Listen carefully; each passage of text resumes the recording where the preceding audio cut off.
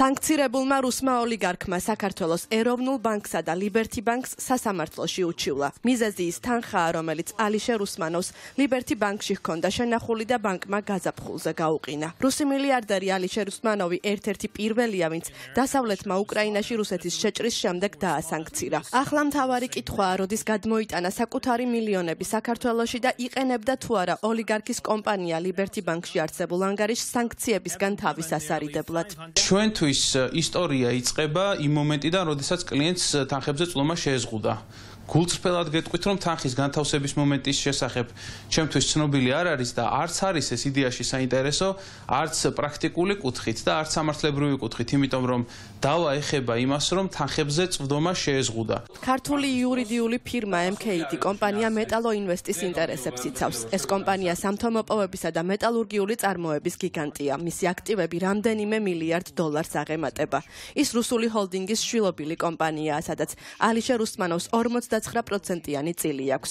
კომპანიას ლიბერთი ბანკმა რამდენიმე მილიონი ევრო გაუყინა. ის ნორმატიული აქტი, რომელიც შექმნილი აქვს ეროვნულ ბანკს და რომლითაც კომერციულ ბანკებს ავალებს დაიცავით აშშ-ს და ასე ვთქვათ სხვა სახელმწიფოების საერთაშორისო ორგანიზაციების სანქციებიო არის გაუმართავი და საქართველოს კონსტიტუციასთანვე შეუსაბამობაში მყოფი. საქართველოს პარლამენტს არასდროს არ მიუღია კანონი, რომელიც იტყოდა როგორ უნდა ახსრულდეს სანქციები საქართველოში. ალიშერ უსმანოვი ერთ-ერთი ყველაზე გავლენიანი რუსი ოლიგარქია. ის პუტინის მეგობარი და ფავორიტი ბიზნესმენია. Forbes-ის შეფასებით მისი ქონება 14,5 მილიარდ დოლარს შეადგენს. ამ პერიოდის განმავლობაში უსმანოვი არაერთი სანქციის ქვეშ მოექცა. ჩამოართვეს ვერტმფრენები და იახტაც, რომელიც 600 მილიონი დოლარი ღირს.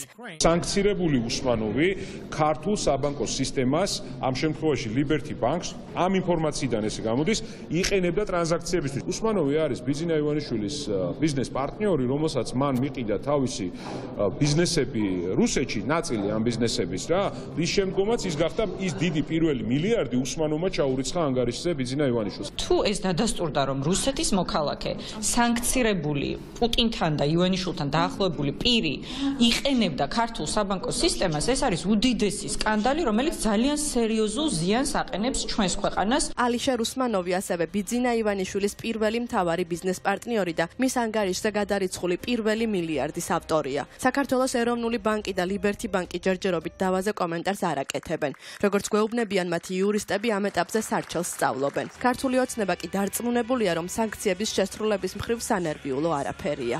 თქვენ წარმოედგინეთ განცხადება, რომ გაეკეთებინა რაიმე პოზიტიური რა კაშფანდურში იქნებოდი და ეხლა უჩივლა.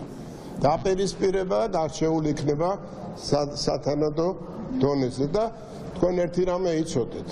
ყველაფერი, ყველა საკითხი ჩვენ ბანკებთან დაკავშირებით, ეროვნულ ბანკთან დაკავშირებით, სანქციებთან დაკავშირებით, რუსეთის რესურსებთან დაკავშირებით, ყველაფერი არის ძალიან სერიოზული კონტროლის ქვეშ. წარმოებაში უკვე მიღებულია ორივე სარჩელი, როგორც ლიბერთი ბანკის, ასევე ეროვნული ბანკის წინააღმდეგ.